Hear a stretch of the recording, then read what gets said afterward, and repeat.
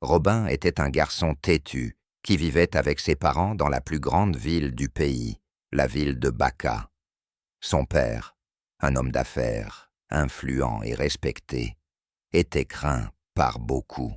Cette notoriété offrait à Robin un traitement de faveur partout où il allait. Mais il ignorait qu'une protection mystique entourait son père, le préservant de nombreux dangers. Un jour, le malheur frappa. Son père mourut dans des circonstances mystérieuses. Sa mère, inconsolable, sombra dans la dépression. Mais leur train de vie ne fut en rien affecté, grâce à la grande fortune laissée par son époux. Cependant, elle savait que l'aura protectrice de son mari n'existait plus, et conseilla à Robin d'être plus prudent. Mais fidèle à lui-même, il se moqua de ses avertissements et continua de vivre sans se soucier des conséquences. Un jour, son école organisa une excursion vers le village de Kunda, un lieu chargé d'histoire et de tradition. Sur la route, ils firent une halte dans un restaurant pour se détendre et manger un morceau. Robin passa tout son temps avec sa copine et quelques amis proches, insouciant comme toujours. Une fois arrivés au village, les élèves furent accueillis par les autochtones et guidés à travers les lieux emblématiques de Kunda. Un vieil homme, au regard perçant et empreint de sagesse, leur donna une consigne stricte. Quoi qu'il arrive, ne vous baignez jamais dans le lac après 20 heures. Il insista lourdement sur cet avertissement, mais sa mise en garde fut accueillie avec amusement par les élèves. Le lendemain matin, Robin, curieux et sceptique, demanda à ses camarades pourquoi il était interdit de se baigner tard le soir. L'un d'eux plaisanta. Parce qu'après 20 heures, des poissons mangeurs d'hommes surgissent du lac.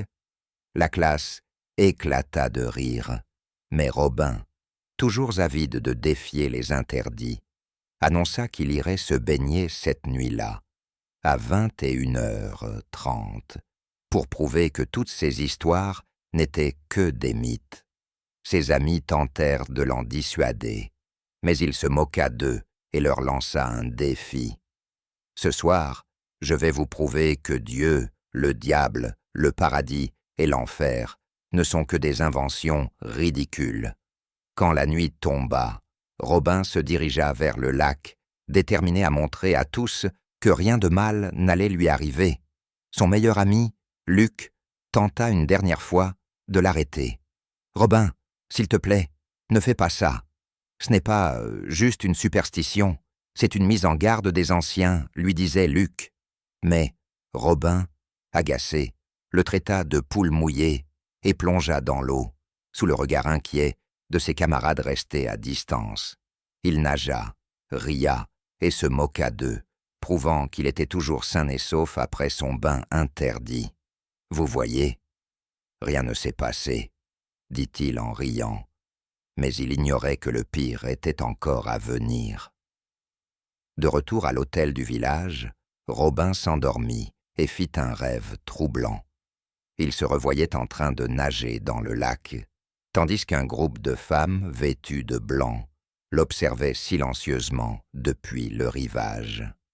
Lorsqu'il se réveilla en sursaut, il balaya nerveusement la pièce du regard. Il était seul, mais à peine s'était-il recouché qu'il vit, cette fois dans la réalité, les mêmes femmes vêtues de blanc se tenir debout dans un coin de sa chambre. Terrifié, il poussa un cri strident. Luc, alerté par le cri, accourut dans la chambre et dit « Qu'est-ce qu'il y a, Robin ?» Robin, tremblant, montra du doigt l'endroit où se tenaient les femmes. « Elles sont là, juste là, tu ne les vois pas », disait Robin d'un air terrifié. Luc scruta la pièce, mais ne vit rien, et dit « Robin, il n'y a personne, ici. » Effrayé et incapable de dormir seul, Robin supplia Luc de rester avec lui cette nuit-là. Luc accepta, bien que réticent. La nuit suivante, la même chose se produisit. Dès que Robin ferma les yeux, les esprits du lac réapparurent, silencieux et menaçants. Cette fois, il alla dormir dans la chambre de Luc, mais il savait que ses visions ne disparaîtraient pas. Le lendemain, l'histoire des hallucinations de Robin se répandit parmi les élèves. Beaucoup se moquèrent de lui, affirmant qu'il n'avait eu que ce qu'il méritait. Ne supportant plus cette situation, Robin chercha désespérément une solution. Il se souvint alors du vieil homme qui leur avait interdit de se baigner et alla le trouver. Le sage secoua la tête avec tristesse. « Je t'avais prévenu, garçon, les esprits du lac t'ont pris en grippe et ils ne te laisseront jamais en paix.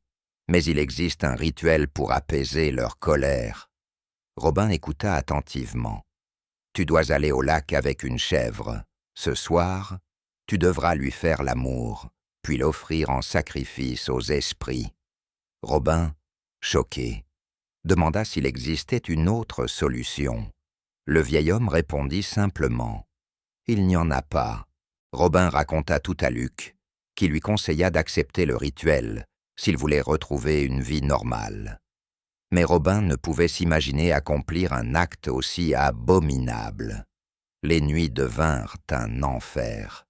Chaque soir, les esprits du lac revenaient, plus oppressants, plus menaçants. Désespéré, incapable de supporter cette persécution incessante, Robin mit fin à ses jours en buvant du poison. Seul Luc connaissait la véritable cause de sa mort. Mais il garda le silence.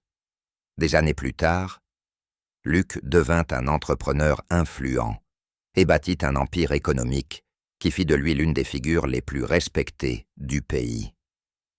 Il travailla dur, suivit les enseignements de la sagesse ancestrale et fit preuve d'une prudence qui lui permit d'éviter de nombreux pièges.